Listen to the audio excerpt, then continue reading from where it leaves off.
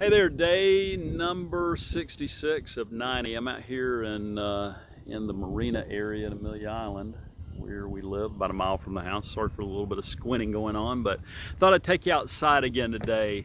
And down to 198 even, 8/10 of a pound off, and the last 24 hours. But who's really counting? You know, a lot of people have a problem with weigh-in every day, and I made a statement yesterday on the video that I did when Angie and I were walking. If you could pick up on that Facebook Live, I made the statement that weighing daily for me was a lot like a sobriety test for my weight, and I don't want to minimize, you know, alcoholism or anything, but let's face it. I mean, weight and food and all, it's a lot of similarities, really. If you found out that you had go to the doctor says you got 12 months to live, and he tells you you've got this terminal illness, nobody's ever heard of it, but it's an incredible illness and there's no cure for it, and so you're absolutely beside yourself. You're getting your affairs in order. Everybody's crying. Life's over. You're only 60 years old, 50 years old, 40 years old, or 70 years old, 80 years old, whatever it is, and you know your life's coming to an end in the next 12 months, and you find out there's a cure. If you take this cure, it's going to be really hard on you for about a year, but it's likely that you'll live. And it's not a 100% chance, but it's much more likely that you're going to survive. And it's within your reach. You find out it's just really down the street from you. The clinic that came up with the idea, the hospital. And so what do? You go down there and you get in line to be one of the people in that, and you'll do whatever it takes. Here's what I would say to you as I'm thinking of myself and a lot of these videos that I shoot. That's us with food. You know, you remember my story. On March 2nd, 2017, I weighed 304 pounds. And when I saw that number on the scales, I saw my life ending in less than 10 years. I was 55 years old. I felt like there was less than 10 years for me to live, because I'd never met a man 65 years old that had more than 100 pounds to lose.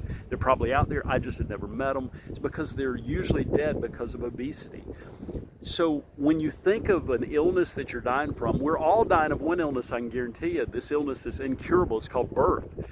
We're all going to go out one way or the other. And so many of us are hurrying it up. And we won't do what's necessary. We won't go get the cure. The cure is the self-control. The cure is finding a plan that works for you. I don't coach people on what to eat. I don't coach them on what exercise to do, because that's not the problem. My problem was never what I was eating. My problem was the mindset around that. The decision that I was not willing to do whatever is necessary to get down to a target weight.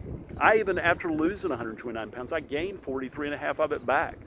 And the reason I'm doing these videos now is for the same reason then, is because I recommitted, because I'm not going to be the 304 pound guy who just lost weight.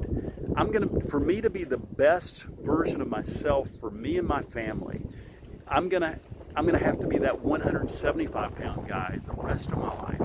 And that's what I'm doing. 66 days into it, I've dropped 19 pounds, almost 20 pounds already. But really, I didn't get it until about it was probably about 43 days ago. I really got it at that point, and I realized that this is a mind business. This whole thing, it was never about the food. It was always about the mindset. So if you're struggling, you've got to make the decision, and I've heard Tony Robbins talk about this. Decision comes from the word incision. It means to cut off. You've got to cut off any chance of you going backwards, any chance of you not taking action on your weight. And people say, well, I've got to have my pizza. No, you don't. If you meant that it was going to kill you, you wouldn't eat it. If it meant that it was going to kill you, you wouldn't have the 2 plates of food. If it meant it was going to kill you, you would do something about it. Guess what, guys? It's likely to kill you. So how serious you're going to take this is how serious you look at your family. When I talk to individuals that are struggling with their weight, I know how you feel. I know what it's like to wake up in the morning and just with tears rolling down your face that you can't believe you've gone another night and overeaten again while you're sitting there in front of the television. I know I'm talking to you. I know you said you overate last night in front of the TV. You can change right now. Make a decision, pick a plan, get extremely accountable. That's what I did. Weigh every day. If you don't want to weigh every day, weigh every month. It doesn't matter. For me, I need to weigh every single day. And when I weigh on there, people say, well, that's excessive. Well, so is being 300 pounds. That's excessive. So I would rather err on being excessively accountable. So it's like my sobriety test in the morning.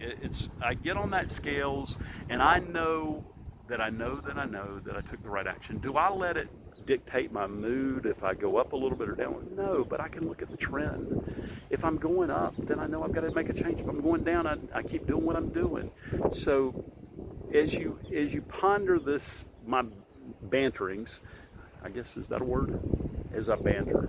So think about that. Think about getting accountable. And I'm not talking about accountability that's a maybe. I'm talking about accountability that's an absolute must. When I posted my scales on Facebook for 247 days to when I went from 100, I was 296 and a half pounds the day I posted it on Facebook.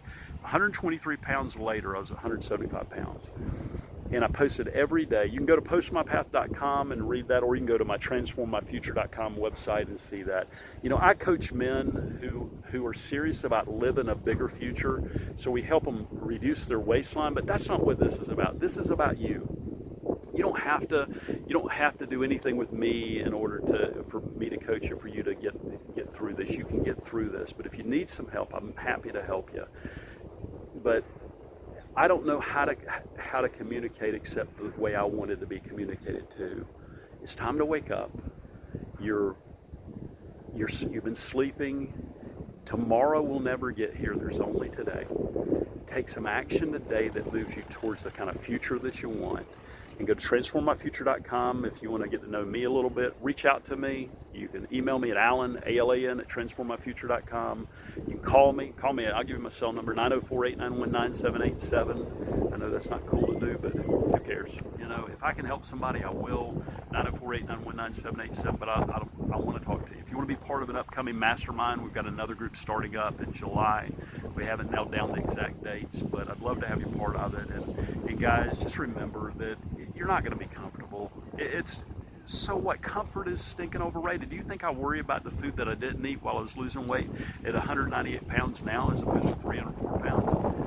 Do you think I worry about that? No.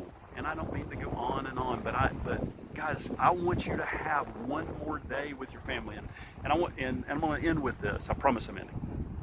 Norman Vincent Peale was asked by a young man when he was 92 years old, this young man made a comment. He said, gosh, you're 92. I don't know if I want to live that long. And Norman Vincent Peale said, it's because you've never been 91, young man. So you guys may think that your future is not that important to you. Well, I don't know that I want to live past 65. That's because you haven't been 64 yet.